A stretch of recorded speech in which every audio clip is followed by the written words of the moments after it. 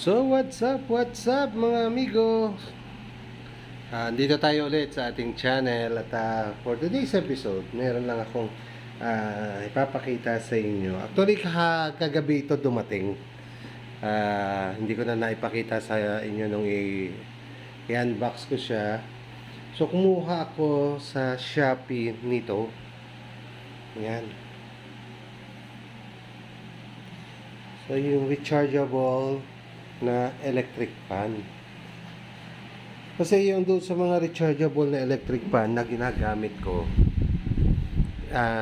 iba yung lakas nito. So na-testing ko na simula kanina umaga hanggang siguro it took sa pinaandar ko siya ng around nung nanganganak yung aso ko. So pinaandar ko siya around 8 a.m. Then natapos siguro almost 1, 2, 3, 4, 5, 6 hours hindi siya nag-lobat, hindi nagbago. Actually hanggang ngayon umaandar pa siya. So itong ating electric pan na to ay merong dalawang speed. So ayan po, ito po yung number 1. So ito naman po yung number 2. Ayun o, magkaiba sila ng tunog ng makina. Ng motor niya, malakas yung motor niya o. Ayan o, ito yung 1. So malakas din. Then ito yung 2. Talagang iba yung lakas, malakas. So ang kagandahan dito sa rechargeable electric fan na ito, matagal yung buhay, yung ano niya, yung power niya. Actually 6 hours ko na siyang ginamit kanina, number 2 siya hanggang ngayon, malakas pa rin. So maganda siya.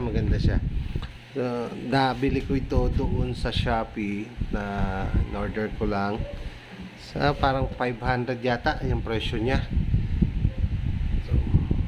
Magandang magamit sa ating pagka-camping, kaya balak ko pang kumuha ng isa pa. Ganda.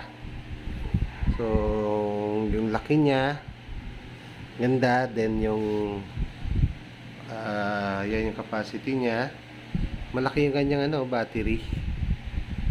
So kaya tingin ko matagal yung magamit to. At talagang nung pinaandar ko siya number 2, hindi nagbabago yung speed niya, malakas. So syempre hindi siya kasing nung sa electric fan na de kuryente, pero kung for camping, tingin ko okay, maganda siya.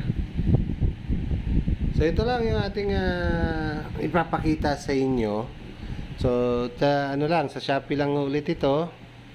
Marami doon. Type nyo lang yung rechargeable fan. Ayan, maglalabasan na yan. So, tapos lahat siya plastic. So, kaya handy So, mabigat sa kanya yung battery. So, maraming salamat sa inyong panonood mga amigo. Magagamit na yan sa next na ating pagka-camp. So again, salamat sa inyong panonood and see you on my next video. Huwag niyo pong kalimutan na mag-subscribe, paki-hit rin ang notification bell para lagi kayong updated sa mga bagong video na i-upload ko, and paki-like and share. So maraming salamat sa inyo mga amigo. See you on my next video. All goods.